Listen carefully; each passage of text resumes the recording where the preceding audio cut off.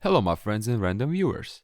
For a long time I had an idea to buy a hydraulic press that could be used for farm work and also as a relaxation from electronics and audio, to learn the art of compression.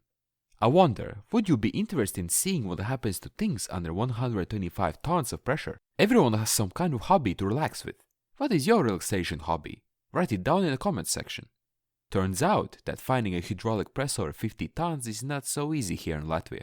There are some old 40-ton OKS 1671 presses from the time of the Russian Soviet Federative Socialist Republic, but they have been used for hundreds of decades, so I didn't want to look for and buy such worn-out and low-powered ones.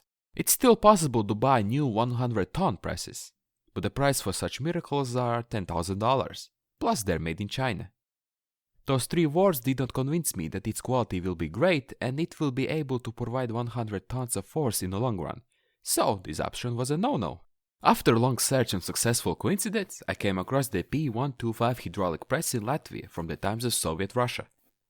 Power of 125 tons, total weight 2.4 tons, which alone indicates the seriousness of construction at the time. The press is used in laboratories where they test the hardness of different materials and their durability. Although press was produced between 70s and 80s, it still costs around $5,000 to $6,000, which indicates that it's an asset that has not lost its value over these many years.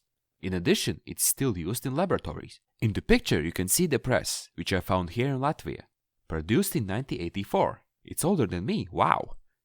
But since it has been used in laboratory, it is less worn out compared to the workshop presses. But there was one problem, a big problem. It was in a basement. The 2.4-ton press and in a basement without the elevator. Nice. After spending 3 days in the basement, the press was carefully divided into smaller pieces, while noting where each piece and screw should be, because the press had to be transported to another city 200 kilometers away, and assembled while preserving its original condition without losing or damaging anything. Although the press was disassembled, there were some parts that were around 400 to 500 kilograms, but with the help of chain lifting devices and some good friends, we got it out.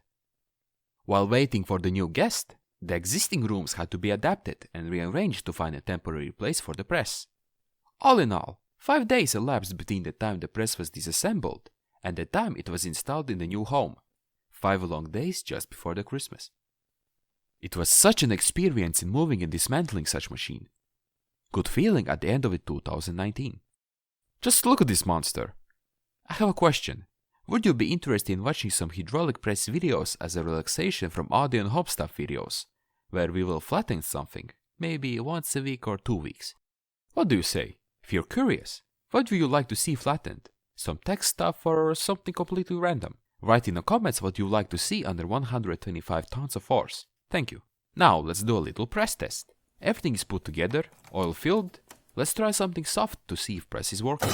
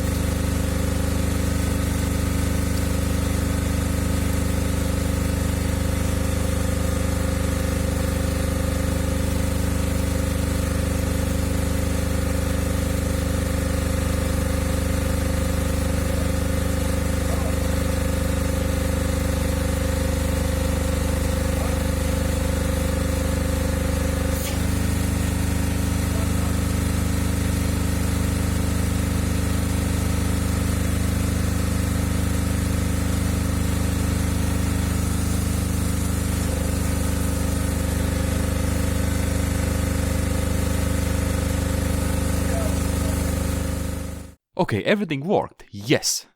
The press has survived a 200-kilometer journey to its new home, where we will experience new adventures. Thank you for watching this to the end and surviving this pre-Christmas experience with us. Don't forget to like and subscribe to meet us in a new videos and adventures. Goodbye!